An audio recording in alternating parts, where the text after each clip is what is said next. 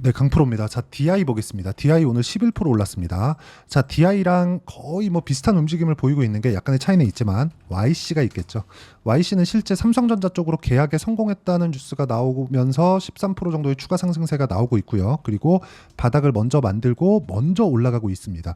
YC하고 DI는 삼성전자 쪽으로 진행하는 HBM 관련주라고 보시면 되고, 여기서 우리가 반대편에 있는 종목이죠. 하이닉스 그리고 한미반도체, 요렇게는 그쵸 지금 올라가는데 약간의 그 매물대가 좀 단단하게 형성이 되어 있습니다. 그렇기 때문에 우리가 이쪽 구간에서 삼성전자 쪽으로 갈 건지 아니면 한미반도체를 포함해서 하이닉스 쪽으로 갈 건지 이걸 결정짓는 게 중요합니다. 근데 이것보다 더 중요한 게 딱 하나 있어요. 이게 핵심 포인트인데, 마이크로소프트에서 실적이 나왔습니다. 자, 그러면 그 부분을 한번 볼게요.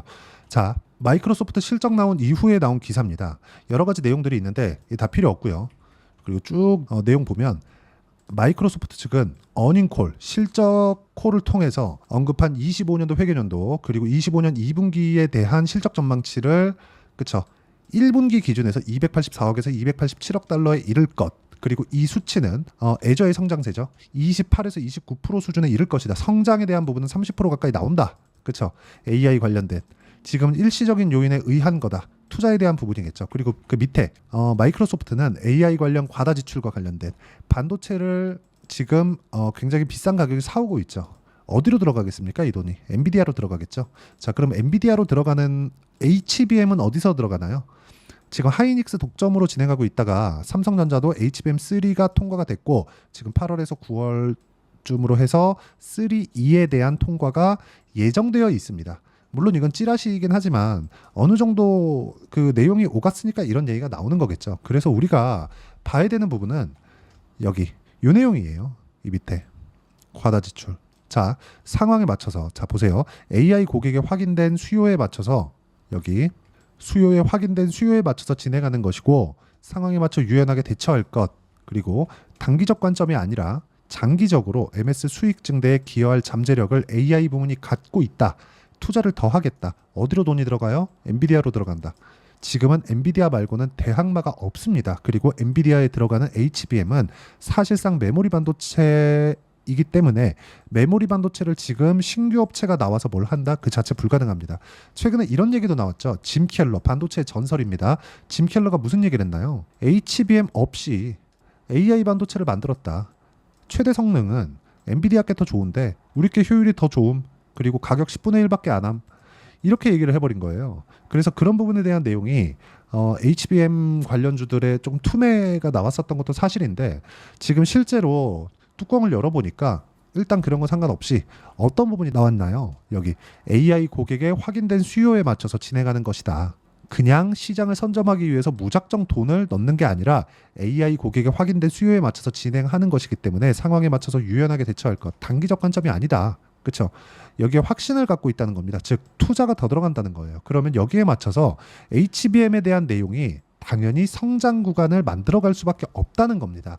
이런 과정에서 하이닉스 쪽은 이미 충분한 시세가 발생했죠. 반등은 나옵니다. 올라갈 거예요. 근데 여기보다 고가를 넘어서 우리가 새로운 시세를 만들 수 있는 종목군들이 어디서 나오겠느냐? 그게 삼성전자 쪽, DI나 YC 쪽에서 나올 가능성이 있다고 말씀을 드리는 거고, YC 같은 경우에는 이제 매수 타점을 잡아야 되는 구간까지 왔고요. 그리고 여기 DI 같은 경우에는 뭐가 됐습니까? DI 같은 경우에는 정확하게 보셔야 되는 내용이 이제 반등 확인이 됐습니다. 확인이 됐기 때문에 타점을 잡아야 되겠죠.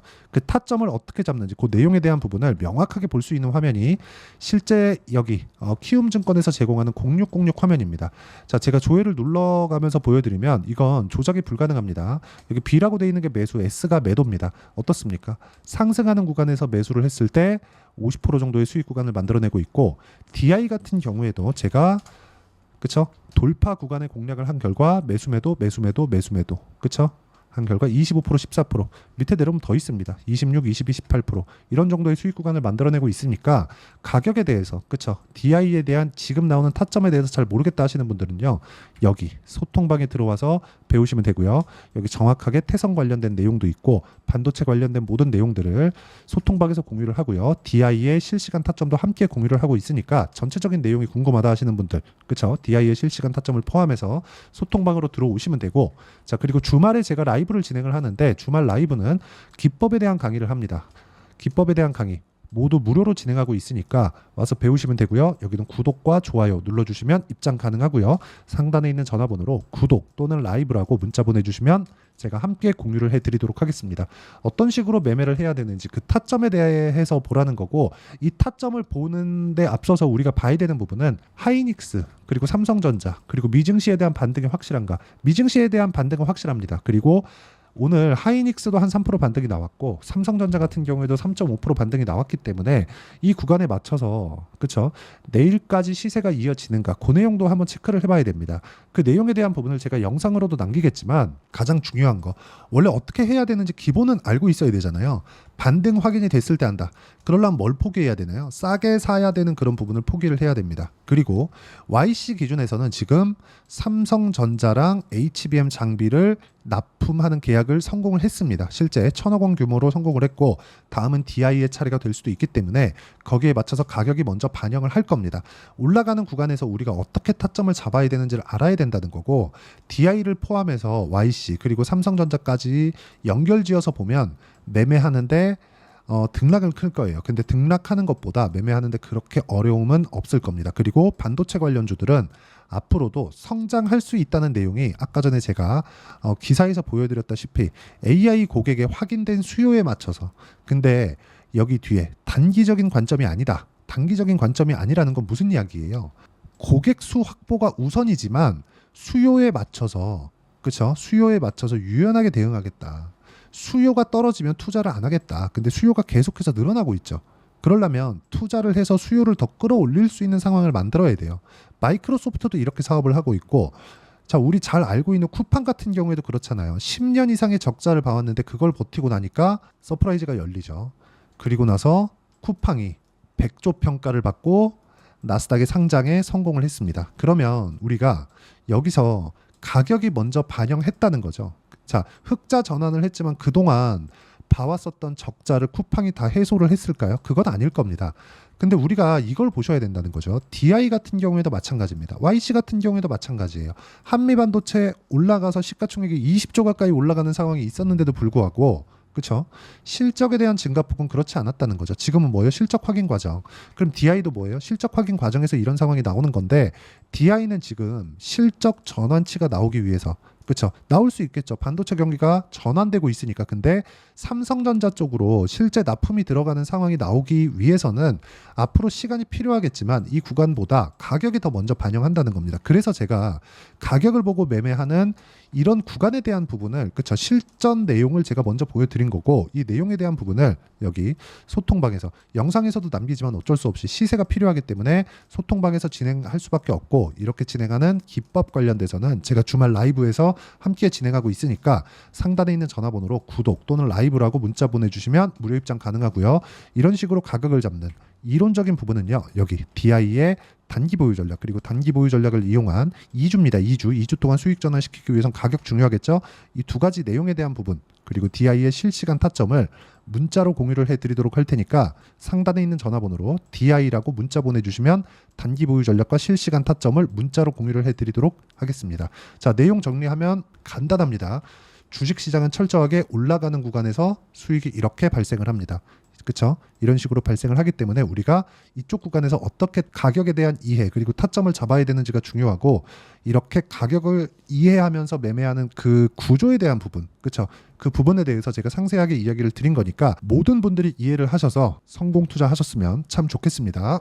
자, 24년도가 돼도 여전히 시장은 녹록지 못합니다. 이런 상황이 벌어지는 건 어쩔 수 없습니다. 이런 상황에서도 수익이 나는 종목들의 구조는 변하지 않습니다. 즉 대시세 종목에 대한 구조는 변하지 않는다는 거고, 실제 제가 소통방에서 지속적으로 이야기를 드리고 있는 내용도 대시세 종목이나 시장 주도주를 공략하는 건 철저하게 가격 분석을 하라고 이야기를 드리고, 가격 분석 이후에는 이슈에 대한 파악 그리고 이슈를 파악하고 나서는 다시 내가 얼마에 매수할지 그 타점에 대한 부분을 지속적으로 언급을 하고 있습니다.